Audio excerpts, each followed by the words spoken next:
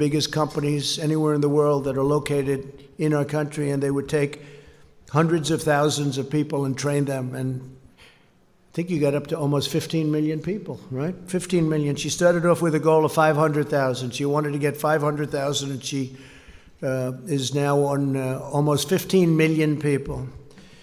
And I'd like to ask, if I might, Ivanka, to say a few words as to what's exactly happening today, what's happening over the next week, and what her views are for what's going to happen over the next period of time. It's going to be something I think it's going to be very special and bigger and better than anybody really understands. Let's see if I'm right about that. Ivanka, please.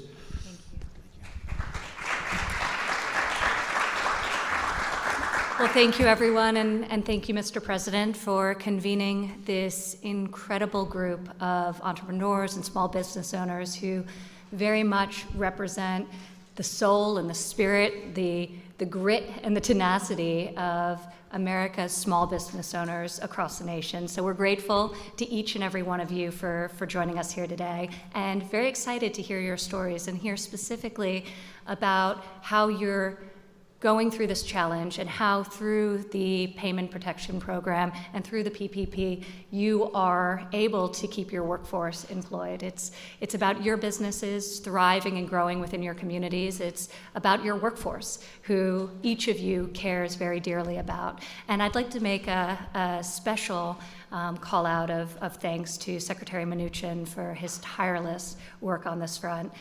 So if you'd like to come up and join us, we would appreciate that, Secretary. And SBA Administrator Carranza, thank you. You have been such a champion for America's small business. If you'd also like to come up and join us. And Larry Kudlow, thank you for all that you do in fighting for American workers. With that, I would like to kick us off by introducing Amy Wright to come up to the stage and share with us a little bit of her story. She has created an amazing business that stemmed from personal experience and very much her heart, and it's been an honor getting to know you, Amy, as you really embody the spirit of small businesses around this country. Amy, because of the PPP program, was able to rehire the 120 workers that she was forced to lay off. And now those workers, all of which have some form of disability, are able to bring cheer and bring comfort to your clients as you're serving them. So Amy, if you'd like to come up and share your story. And Michael, her great colleague, is here today as well, who could share his perspective. Thank you, Amy.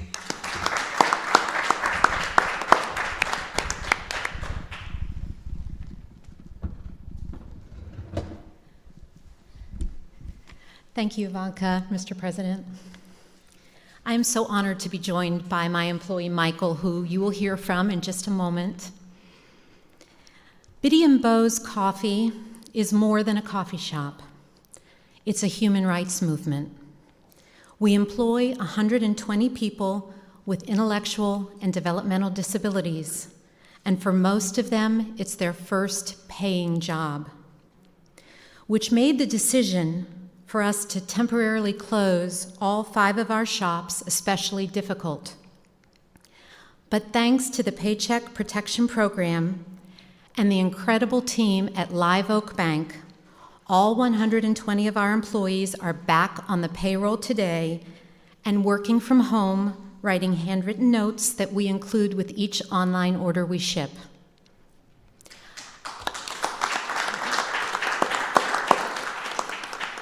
I know everyone is ready to return to normal, but I believe it's time for a new normal, one where people with disabilities are valued, especially in the workplace.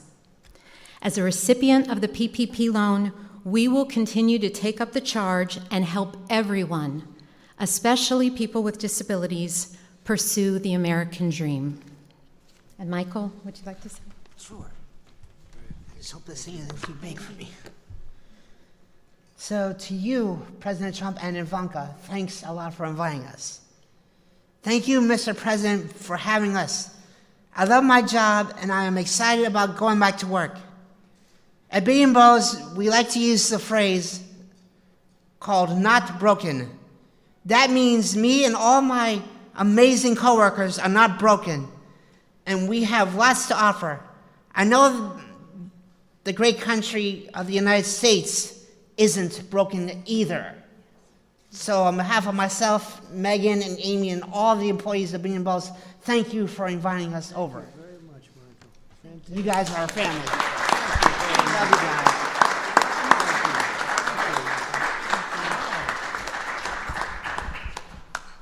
That's better than we did. Much better, Michael. You did a better job. Thank you very much. That's beautiful. Stick around.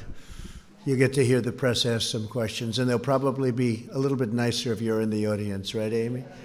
That's pretty good. Also, I'd like to ask Tony Stafford, Chief, sort of the boss, I guess you could say, chef and founder. You're the boss, right? Wouldn't you say? Of Ford's Fish Shack. And I hear it's good stuff. How about explaining, please? Best? Oh, I'll have it. Be careful. Thank you. Come on up, please.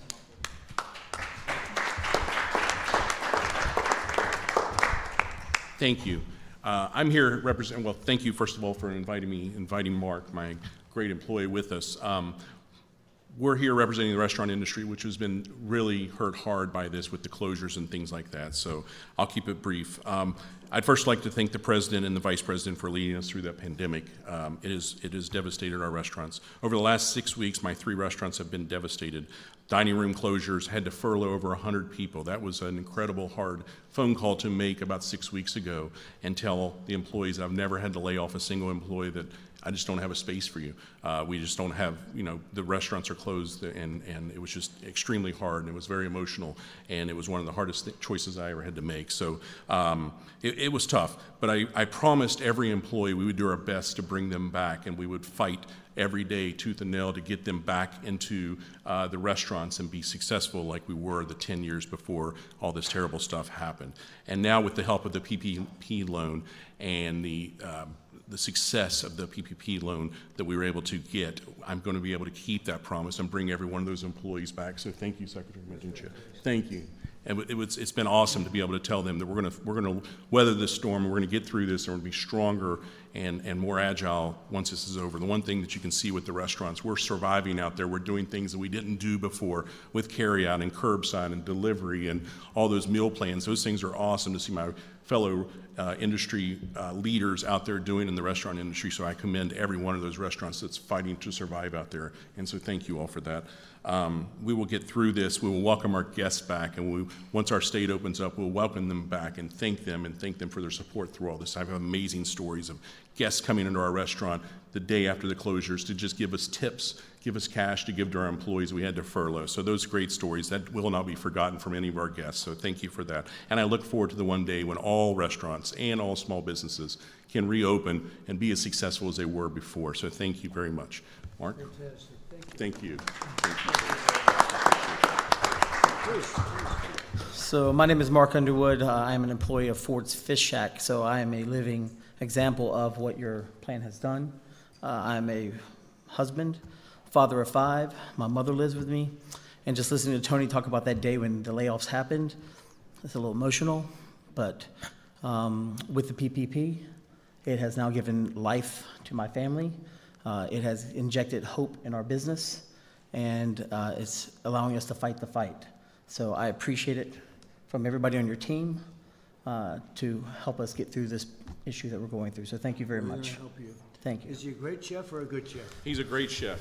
Thank you very much. Thank you. Thank you. Larry. Thank you. That's great.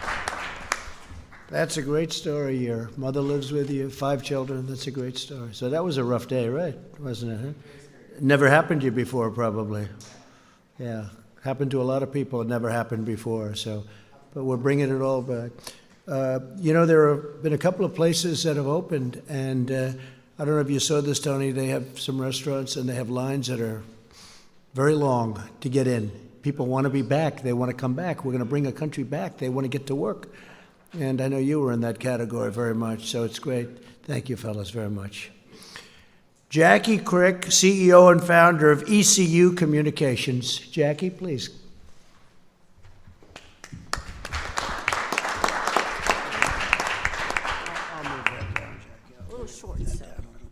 get in trouble for touching it. They'll say, he touched the microphone. What am I going to do? Thank you, Mr. President, Ivanka, Secretary Mnuchin, and Administrator Carranza. It is a pleasure and an honor to be here.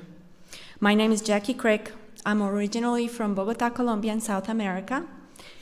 Yay. And I've been here many years, and a big part of those years that I've been here, I've been CEO of ECU Communications, which I founded 16 years ago. We focus on advertising and marketing with niche products for diversity recruitment and outreach programs.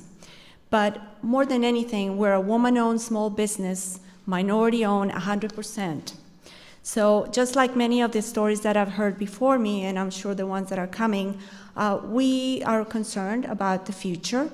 And being able to get that PPP loan has given me and my staff a little peace of mind to know that we're going to be okay. Just at the end of February, I hired 3 more staff members. We're 30 now. So when we heard the news about going home and working from home or not being able to work from home, you know, the first thing that goes to your mind is, how am I going to support or tell these folks that they need to go? Being able to get the PPP loan has given me the ability to have that peace of mind that I'll keep them, their treasured staff, and I'll be able to continue to focus on my program. Thank you so much for what you do, for your leadership. Thank you. Great job. Thanks. Thank you, Jackie. Great job. Chris Stansbury, co-founder and partner, West Virginia Eye Consultants. I like West Virginia, you know. I like it. We'll put that up. They like you, sir. I like it. They like me, too. Thank you, Mr. President. Thank you, Ivanka, Mr. Secretary, Madam Administrator. Appreciate the opportunity to be here today. It's just an honor and a privilege as a small business owner. It's very meaningful to have this opportunity. My company is called West Virginia Eye Consultants, based out of Charleston, West Virginia. And we started in 2011, and we had 2 doctors, 1 employee, and 1 location. And over the last 9 years, we've been blessed with a lot of growth. We've worked hard. And in February, we celebrated our 9th anniversary with 7 locations, 7 doctors, and almost 60 employees. So it's been a great ride. But just a month later, thanks to COVID-19, we shut most of it down. And my partners and I were just overwhelmed, just bewildered. We weren't sure how we were going to survive this. But thankfully, Congress passed the CARES Act, and President Trump signed that into law. And as part of that, the PPP loans became available.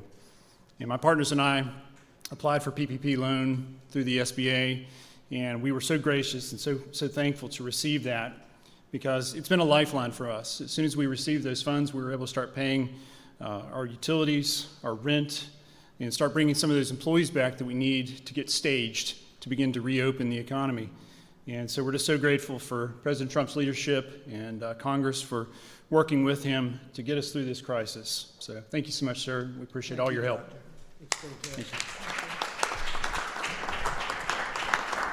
So you do eye examinations, doctor? Yes, sir. And you do glasses and all that? I may have to see you. Okay? I guarantee you're probably better than these high-priced people. I used to see the highest priced, and they were not the best. I'll bet you're better than all of them. So I may have to see you, doctor. I'm serious about it. We can do something quickly, all right? You move quickly too, right? No long meetings. Good. I may have to see you, doctor. Thank you. Tissa Clark, President and CEO, J.D. Clark Professional Services. J.D. Clark. Hi. Come on up. Please.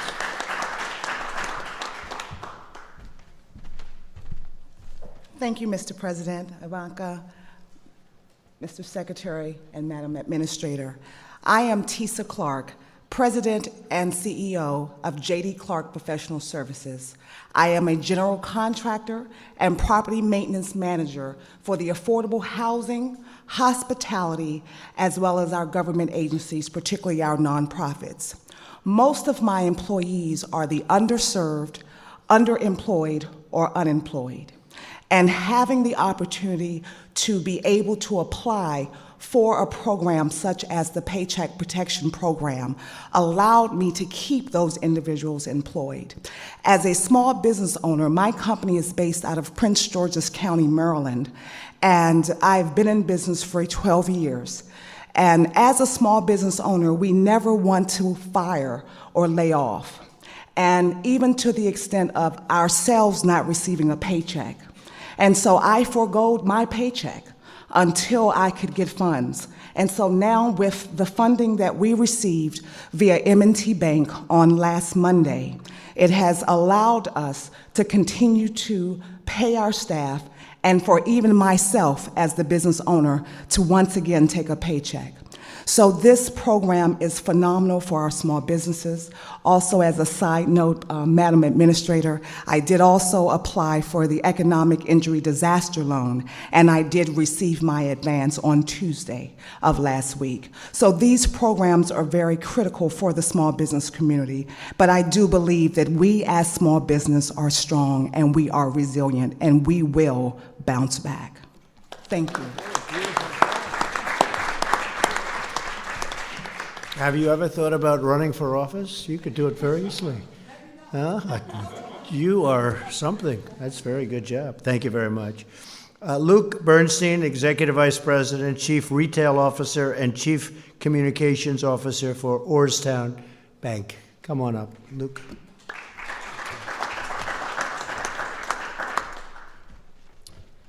Thank you, Mr. President. Ivanka, Secretary Mnuchin, Administrator Carranza. I'm Luke Bernstein, proud to be here representing Orrstown Bank. I'm proud of our board, I'm proud of our entire team, and I'm proud of my fellow community bankers throughout the country who've rolled up their sleeves and worked tirelessly to help communities working around the clock and helping them gain access to paycheck protection funds. Orrstown is a small 101-year-old community bank based in Pennsylvania and Maryland, and in just 14 days, we were able to process approximately 1,500 paycheck protection loans totaling $370 million. In those 2 weeks, Orrstown processed more loans in total amount than we did in an average year last year. We did more SBA loans in 14 days than in our entire 101-year history. Why? Because this is about the communities. This is not about Orrstown Bank. This is not about banks. This is about people. The stories you're hearing today. This is about what's going on Main Street. The stories of what's happening with the Paycheck Protection Program are not only heartwarming, they're inspirational. We're helping pizza shops, delis, healthcare workers, repair shops, construction companies, and countless others get access to these funds. These people need this money. They're getting a lifeline through this program. Every job is life-sustaining to someone, and the PPP is saving the livelihoods of those in our communities.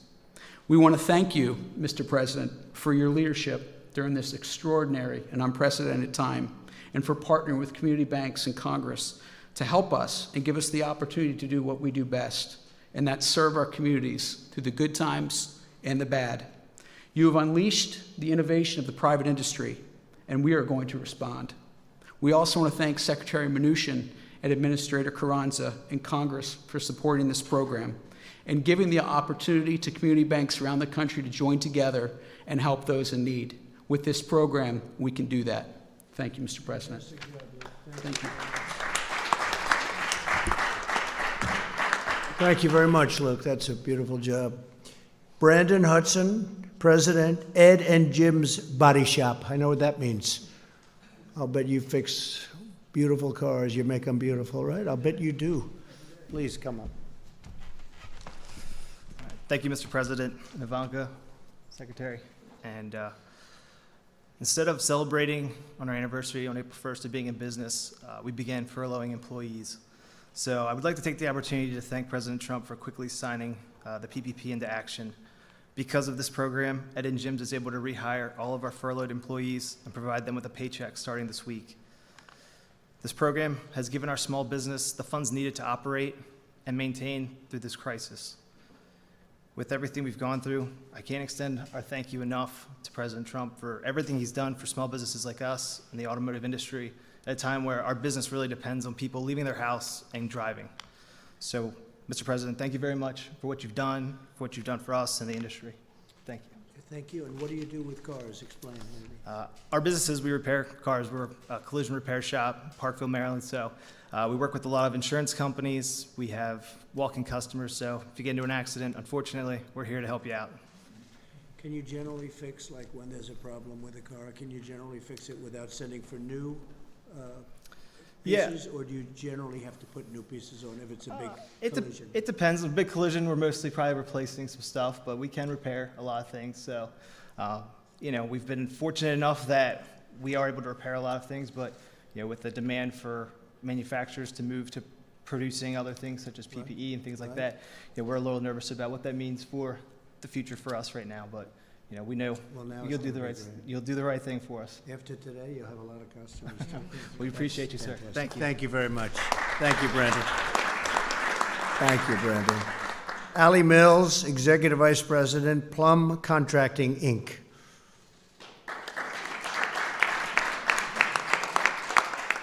Would you like to have, come on up here. He was so good. Put that mask on the way you had it. He was. Thank you, President Trump, Ivanka, Secretary, Madam Administrator. I am here representing the highway industry. Plum Contracting is a third-generation union highway and bridge contractor in Pittsburgh, Pennsylvania. With Pennsylvania's winter construction shutdowns, we have been left with little revenue coming into a new season. COVID-19 abruptly halted all highway work on March 16th in our state. With very little revenue at this point of the season, we were forced to sadly lay off a majority of our employees, about 125, which included trades and management. There were a lot of sleepless nights and fear of losing it all. The Payroll Protection Program was and remains the engine that is carrying our business through this shutdown. We wouldn't survive without it. With our PPP approval, by May 1st, we anticipate our company running at full capacity when the highway industry is permitted to return back to work. We applaud you, Mr. President, for your interest in the welfare of America's small business and the American worker. And thanks to all that, my company will be here to work on a big infrastructure program very soon when you're ready to do that. Good. Thank you. Very much. Thank you. I was with Governor Ron DeSantis of Florida, which is interesting from your standpoint because we talked about the business that you're in, and he noticed that right into the immediate shutdown, he noticed there was very few cars on the road, and he did very opposite of what a lot of governors did. He said, "This is a great time to fix our roads and highways," and I said, as soon as he said it, this was in the Oval Office 2 hours ago, he said, "I noticed there was very few cars, and isn't that better than fixing them during rush hours and when there's traffic and when it's booming, like hopefully over the next few months it's going to be again, just like it was before, the best we've ever had, and then we had to close it down." So he's fixing roads and bridges and doing a tremendous amount of work during this period of time, and I thought it was very smart. So it's a little bit the opposite, but to each his own, right? To each his own, but it made a lot of sense to me when I heard it. I'd like to ask Secretary Mnuchin to come up and explain just a little bit about how well it's going, how the kind of numbers, the kind of records, to a point where there's never been anything like this, loans coming in, and how the loans are actually smaller than in phase one, and that makes us happy because that means smaller businesses, and that's where that's what we're looking at, that's what we're aiming at this time. Please, Steve. Thank you, Mr. President, and Ivanka, thank you for putting this together. Your stories are the stories of the 60 million American workers that are going to have the benefits of the close to $1 trillion that the President and Congress have invested in small business to protect you and put you back to work. That's over $650 billion in the PPP. That's over $300 billion in disaster loans, and that's over $20 billion of grants. And I know the press has commented on a lot of big companies that inappropriately took the money, and we've been very clear. We announced today that any loan over $2 million will have a full review for forgiveness before they're repaid, because this is the story of small business here. And I am so pleased to see how this is working. So thank you, Mr. President. I'd also just like to comment, we're going to be up to close to 120 million of direct deposits in checks for the economic impact payments. If you have not received it yet, please go to irs.gov, get my payment. We made some corrections to the website over the weekend. Please go on and check your payment. If you haven't received your payment, upload your information so we can get you the money. The combination of the direct payments, the PPP, the disaster loans, and enhanced unemployment insurance is the investment that the President has made in American business and American workers. Thank you, Mr. President. Thank you very much, Steve, very much. And on the enhanced, thank you. And Steve, on the enhanced payments, we're really looking to the state to give that out. And unfortunately, some of the states have very old computerized equipment from many generations ago. But they have the money to give out, and they'll give it out as it comes, and hopefully they'll be able to do the job. Some states have been very efficient, and others have had a hard time, but you'll work with the ones that have had a hard time. But we rely on the states, and we are relying on the states to get it out as quickly as they can, considering especially some of the equipment they have. Maybe now they'll be able to buy new equipment, right? When we get all finished, we'll have nice new computerized equipment so they can do it. With that, if you'd like to ask a few questions, I think this would be a good time, because with these incredible people, this is the media. You've heard me talking about it on occasion, seldom, right? But on occasion. And I think with you in the room, I have a feeling that they'll ask me much nicer questions. They'll tone them down, right? And thank you for the apology. I appreciate it. That was very nice. Yahoo! I appreciate it. It was very nice. Yeah, go ahead. Jim, go ahead.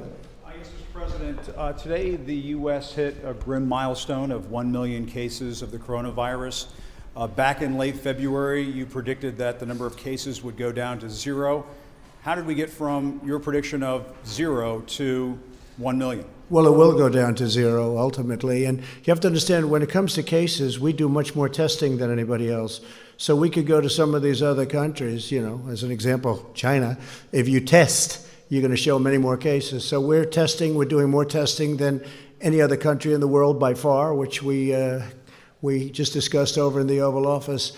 So we're going to show more cases because we're doing much, much more testing, double anybody else. Somebody said if you add everybody else combined, that would be a number. And it will be at the appropriate time, it will be down to 0, like we said. Weren't the experts at the time saying that the number of cases would go up, we would have community spread? Well, experts, Dr. Messinger yeah. from the CDC was warning about this. Right. Also, experts, many very good experts, very good people too, said that this would never affect the United States. It wouldn't affect Europe. It wouldn't affect anything outside of China. So we were listening to experts, and we always will listen to experts. But the experts got it wrong. A lot of people got it wrong, and a lot of people had no idea it would be this serious. I listened to experts. I'll tell you what, I did something that the experts thought I shouldn't have done. I closed down our country and our borders. I did a ban on China from coming in other than U.S. citizens. And we did very strong checks on even our U.S. citizens. Ron DeSantis was telling me before that when they came in, people were put into quarantine, people were checked, and we're doing that now. So, yeah, I think we did something well ahead of schedule. We did that at the end of January. People were talking about this wouldn't have an impact, as you know, even into March. So I think we've done a great job in the sense that we were early. I think by banning China, and banning people coming in who would have been very heavily infected, we probably saved hundreds of thousands of lives. So on that, I'm very proud. Yeah, please. Mr. President, it's actually Secretary Mnuchin as well.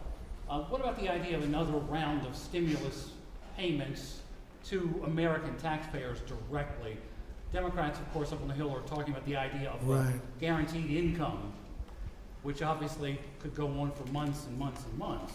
Yeah. What about another round of... Well, I like the idea of payroll tax cuts. I've liked that from the beginning. That was a thing that I really would love to see happen. A lot of economists would agree with me. A lot of people agree with me. And I think, frankly, it's simple. It's not the big distribution, and it would really be an incentive for people to come back to work and for employers to hire.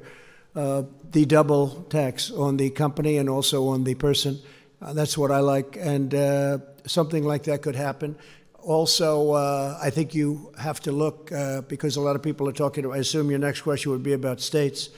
And Steve and I talk about it, and I talk about it with Mitch and with Kevin and with everybody. And the problem with the states is we're not looking to recover 25 years of bad management and to give them the money that they lost. That's unfair to other states. Now, if it's COVID related, I guess we can talk about it.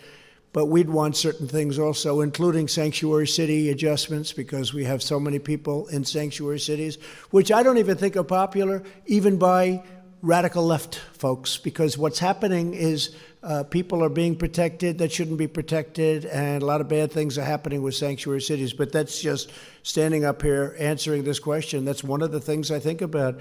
If we were going to do something for the states, I think they'd probably want something having to do with sanctuary cities, something having to do with other different points that we can discuss a little bit later on. Yeah, Jeff, go ahead, please. Mr. President, you're going to sign an executive order today about meat packaging plants. It affects liability for them. What efforts or what measures are you looking at for liability for other industries and other businesses? Well, we haven't been talked about. It hasn't been asked on other industries yet. But with the meatpacking and with the transportation, we have had some difficulty where they're having a liability that's really unfair to them. And we're going to be doing that. I think, Mark, we're going to be doing that fairly soon. It's getting drawn up. I should be signing that over the next hour or so, taking the liability, which frees up the entire system. And I fully understand it. Not their fault. Yeah, please, go ahead. Thank you, Mr. President. No, over here first. Mr. President, I just want to go back to what we discussed a little earlier today. Are you considering asking airlines to test passengers on international but also domestic flights? Yeah, we're looking at doing it on the international flights coming out of areas that are heavily infected. As you know, Brazil is getting to that category. I think they're going to be okay. I hope they're going to be okay. He's a very good friend of mine, the president. But I think that we're going to look at it from the standpoint, I was discussing that with the governor of Florida, with Ron, a little while ago. So we're going to be looking at that coming in from other countries, frankly, but South America seems to be one that's talked about because they have so much business going into Florida. With all of that being said, Florida's done incredibly well, and they're starting to open up very rapidly. But we will be looking into that in the very near future. We're looking at it very strongly. And the airlines would have this responsibility? Either the airlines or government, one or the other. We're working with the airlines. Maybe it's a combination of both. Kristen, go ahead. Thank you, Mr. President. Some health experts say the U.S. needs 5 million tests per day by June in order to safely reopen. You unveiled a plan yesterday that will increase testing, but not by that much. Why not? And can you get to that benchmark? Well, it will increase it, and it'll increase it by much more than that in the very near future. We're way ahead of everyone on testing. We haven't been given the press in terms of, I think, fairness of the press, but that's okay, and that's why I appreciated the statement before by Yahoo. We are way ahead on testing. We are the best in the world on testing. We've tested much more than anybody else, ×2. Or every country combined. We've tested more than every country combined. And they keep talking about South Korea, and I'm very friendly, as you know, with President Moon, who just had a great victory, a new victory, as we're very happy about. But he will tell you how well the United States has done on testing, and he told me that very strongly. The quality of our test is the best, and the number is the best. Now, with all of that being said, we will be going to an even higher number, and it goes up exponentially. And I've told you that. We inherited a very broken test, a broken system and a broken test, and within a short period of time, we were setting records. So we have set records. We've done more than the entire world combined. We've done more than any other country in the world. So I think we've done a really good job. Now, with that being said, not everybody feels as strongly about testing as others. We have some governors that are very strong on testing. We have other governors, frankly, that aren't nearly as strong on testing. Their test is much more modest, and their real test is when people stop getting sick, and they'll be able to do that too. And I understand both systems very well. But we're going to maximum testing, even though some people won't even want to use it. I hear you saying you're confident you can surpass 5 million tests per day. Is that? Oh, well, we're going to be there very soon. If you look at the numbers, it could be that we're getting very close. I mean, I don't have the exact numbers. We would have had them if you asked me the same question a little while ago, because people with the statistics were there. We're going to be there very soon. We're really doing. I mean, I watched your report on NBC today, and it was an incorrect report, because we're really doing a great job on testing. Unfortunately, the administration, the people that work our government, hasn't been given the kind of credit that it deserves. Last month it was about ventilators. Now we have so many that we're able to give them to Italy, France, Spain. Other countries have been asking us for ventilators. We're making over 150,000. We've distributed thousands and thousands. New York is in great shape with what we've done, as you know. New Jersey's in great shape. We spoke just recently. Ivanka just spoke with the governor, and they're in very good shape with the ventilators. I mean, everybody has, and most of them have far more than they'll ever need. They're starting to send them back. So nobody went without a ventilator, and yet if you read the media from a month and a half ago, it was all about ventilators. And ventilators are tough. That was a tough thing, but we should be very proud of our country. We took assembly lines and they converted from cars and other things into ventilators. And the job that we've seen has not been seen since World War II. What they have done in terms of the manufacture of very high-grade ventilators is amazing. So now we don't hear about that. And I noticed that the testing is starting to die down, because we now have the best testing anywhere in the world by far, and we have more. And that's a good thing. That's a very good thing. I'm happy about it. We had a call yesterday with governors, and I will say that I'm sure many of you were on that call, even though you shouldn't have been. They shouldn't have been, Amy, but they were. I wonder how that happened. But you heard the governors were thrilled. Now, the following day, if you'll get a Democrat on the call, they'll say, you know, I saw some of them today. They were so thrilled yesterday on a call that they thought it was a close call. And today they were good, but they weren't the same as they were yesterday, because that's the business. They want to try and win on November 3rd. But we're doing a job the likes of which nobody's ever done. And I'm not talking about myself. I'm talking about people in the Army Corps of Engineers, where we built hospitals, where we built thousands and thousands of beds all over the country. New York, what we did was incredible. 2,900 beds in a matter of days. What they've done is so incredible. And FEMA, what they've done. And the doctors and the professionals and all of the people that you see me with all the time. You know, these are great people. And they've really done a great job. And now our country's opening up again, and I think it's going to be very, very successful. I think that, I mean, Larry is here. We talked about it, and we talk about it all the time. I think that third quarter, it's obviously a transition quarter, but I think it's going to be okay, maybe better than okay. Larry thinks better than okay, I think even more so than I do. And then I think fourth quarter will be great. And I think next year is going to be a tremendous year for this country. Jennifer? Yes, on the PPP loans, can you say who's going to be responsible for that review that Secretary Mnuchin mentioned on the loans above $2 million? Who exactly will be responsible? The SBA will be responsible, and they have a team of people. They'll bring in additional people. And again, I want to assure the American public and the American taxpayers, we will make sure that these certifications were done accurately, or the loans won't be forgiven and there will be liability. Mr. President, Mitch McConnell today told some Republicans on a phone call that he does not want to fund infrastructure in a coronavirus stimulus bill. Do you have a reaction to that? I think Mitch is looking at it, as I do, to an extent, as the infrastructure. He likes infrastructure. We all do. We have to rebuild our country. $8 trillion has been spent. I wasn't in favor of it. I can tell you that in the Middle East. $8 trillion. Think of it. And yet you wanted to fix a pothole in a roadway or in a highway in this country, and you didn't do it because they didn't have the money, because so much money was spent in the Middle East. Well, that's, as you know, a whole different story now. And we want to do infrastructure, but a lot of the Republicans would like to keep that as a separate bill. So we'll see how that works out, Jennifer. We'll see. Yeah, please. Mr. President, you said at the top of your remarks that you feel the worst of the pandemic is behind us.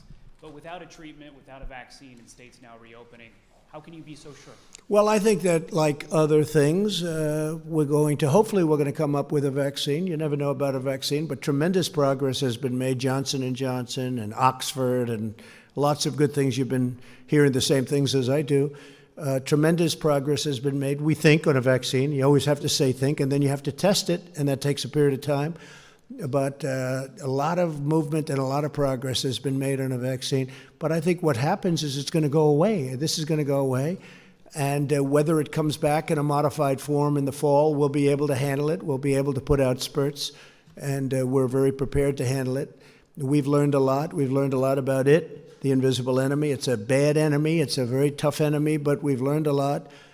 It's in 184 countries, as you hear me say often. It's hard to believe. It's inconceivable. It should have been stopped at the source, which was China. It should have been stopped very much at the source, but it wasn't. And now we have 184 countries going through hell. But I think that a lot of good things are going to happen, and I really believe that fourth quarter is going to be maybe tremendous, and the next year I think has a chance to be really getting close to record setting. We hope so. We hope we can be back where we were. We had the strongest economy anywhere in the world, and I hope we're going to be back there again. Go ahead, please. Yes, you've spoken about your friend who passed away. I was wondering if you've spoken to the families of anyone else who's lost loved ones to COVID-19, if there's any particular stories that have affected you. Well, I have many people. I know many stories. I've spoken to 3, maybe I guess 4 families unrelated to me. I lost a very good friend. I also lost 3 other friends, 2 of whom I didn't know as well, but they were friends and people I did business with, and probably almost everybody in the room did. And it's a bad death. It's a bad thing. It grips onto some people. Now we found out that young people do extraordinarily well. That's why I think we can start thinking about schools.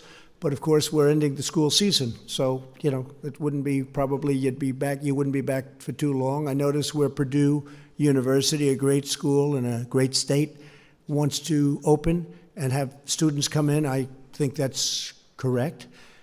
Some colleges, I think I saw Harvard wants to have students come back in the fall. I would hope that they'd have students. I think that the whole concept of computer learning is wonderful, but it's not tele-learning. But it's not the same thing as being in a classroom in a great college or a college of any kind, college, university. There's nothing, you can't replace that. So hopefully they're going to be coming back. Young people do very well with this horrible scourge. They do very well. So I am going to see you tomorrow, and we'll have other things to talk about. We have a lot of interesting things. I don't think we should have a news conference today because this is a news conference. In addition, it's a celebration of these incredible people that have done such a good job. And I think we found a couple of stars in this room today. I won't tell you who, but there are a couple. This guy right here is the biggest star in the room, right? We'll all agree he's the big. I vote for you, okay? Great job you've done, and I really appreciate it, too. I appreciate you being here. Couldn't have done better. Of course, Megan and I maybe let to know if you and some of your hostess, staff members, bodyguards, or anybody in your company would like to come to Annapolis to our company. Be careful, that could happen. That could happen. Be careful. We'll have to do that, Amy. I think maybe we could do something like that. You're very good. He's stolen the show, right? Do we agree? Doc, I'll tell you, I'm getting ready with the eyes. Come on with me if you want. Do a quick one. Want to save a lot of time. We need time. We're opening up the country, Doc, so we need a little time. We can't spend too much. I don't want to spend 2.5 hours at an eye doctor, right? Okay, so we'll think about that. We want to do that. I want to thank everybody, in particular, Jovita. I want to thank you very much. And Steve, you're working... I can call Steve at any time. I can call him at 2 in the morning, 6 in the morning. It doesn't make any difference. I say, did I wake you? The answer is always no. He's doing a great job. We're proud of him. And everybody is, everybody. Our government, we have to be proud of our government, and we have to be proud of our country. These are really terrific people. We're going through a period of time, the likes of which we've never seen in this country before. Certainly, even if you go back into 1917, it was the worst of all time, but it was also not as bad here. It was very bad. It was very rough. It was a bad one, but it wasn't wasn't quite like what we're going through right now, and it's because of the amazing, when you look at how contagious this is, where people literally just being in the same area with other people, it catches. So I'm very proud of this country, I have to say. I'm very proud to be your president, and I'm very proud of this country. Thank you very much, everybody. Thank you.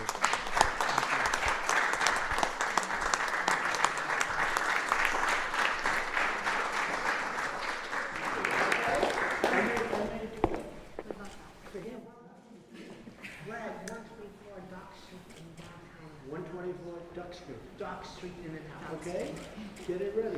All right. And if I don't do it, they're going to be very upset with me, Right, they should come too if they want. They will. They will. Thank you, everybody.